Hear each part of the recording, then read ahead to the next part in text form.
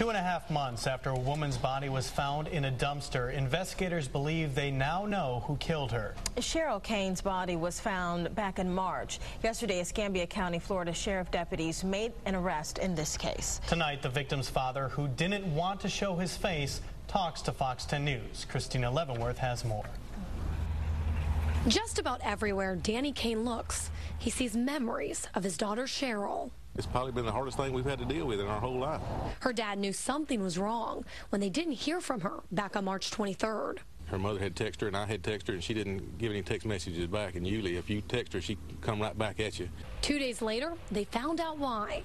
Deputies found Cain's body in this dumpster off of Highway 29. And we were just devastated. Didn't have any idea, who or why at that time. You don't know. You get so many questions and nobody to ask. The murder remained unsolved until now.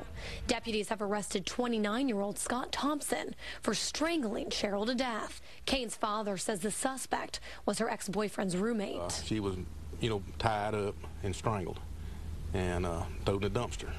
And I think it meant that he didn't want her to be found, but a fella riding a bicycle looking for Cain found her, which is a blessing, because if she'd have went to the dump or something, we probably would have never known where she was at. Shortly after Cain's body was found, deputies located her wallet under Thompson's bed. They also matched Thompson's DNA with samples found on Cain's car and in the dumpster. Her father says the whole family had been waiting for an arrest. We knew that at least that part's over with. I know there's a long road still to go because we got the trial and all this, but at least that's a step in the right direction. He ain't out where he can hurt anybody else. Her family says her memory will always live on, and they will fight to make sure justice is served.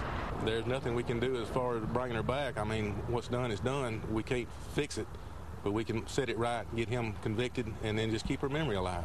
In Escambia County, Christina Leavenworth, Fox 10 News.